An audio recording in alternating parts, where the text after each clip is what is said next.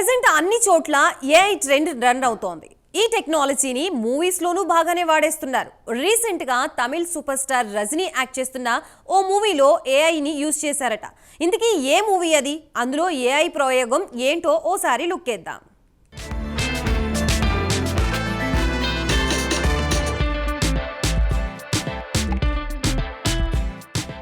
అన్ని ఫీల్డ్స్ లోనూ artificial intelligence entry ఇచ్చేసింది.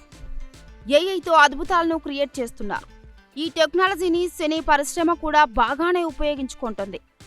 చనిపోయిన దిగ్గజాలకు తెర మీద జీవం తీసుకొచ్చి నటింపజేయడం, పాటలు పాడించడం చేసేస్తున్నారు. దృశ్యాల్లో సహజత్వం తీసుకురావడం కష్టమవుతోంది, కానీ పాటలు పాడించడం ద్వారా మాత్రం ప్రేక్షకులను మంచి అనుభూతికి గురిచేస్తున్నారు.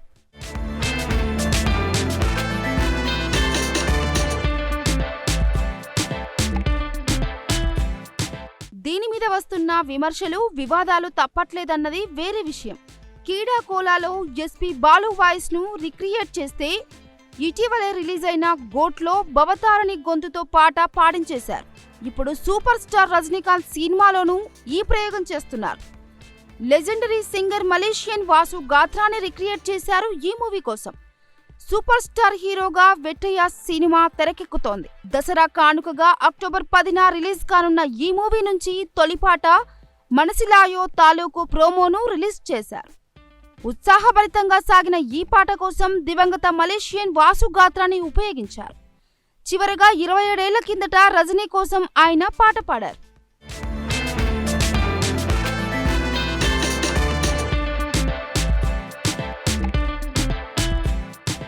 మలేషియన్ వాసు చనిపోయిన తర్వాత ఇన్నేళ్లకు తన వాయిస్ ను ఏఐ ద్వారా రిక్రియేట్ చేసి రజనీ సినిమాలో పెట్టేస్తున్నాడు అనిరుద్ రవిచందర్. ప్రోమో చూస్తే పాట మంచి ఉత్సాహభరితంగా సాగేలా కనిపిస్తోంది. తెలుగు సినిమాలకు పాటలు ఇచ్చినప్పుడు మాత్రం కొంచెం మొక్కుబడిగా ట్యూన్లు ఇస్తాడనే పేరు తెచ్చుకున్న అనిరుద్ తమిళంలో మాత్రం ఎప్పటికప్పుడు వైవిధ్యం ప్రదర్శిస్తుంటాడు. మనసిలాయో కూడా ఆ కోవకు చెందిన పాటలాగే కనిపిస్తోంది.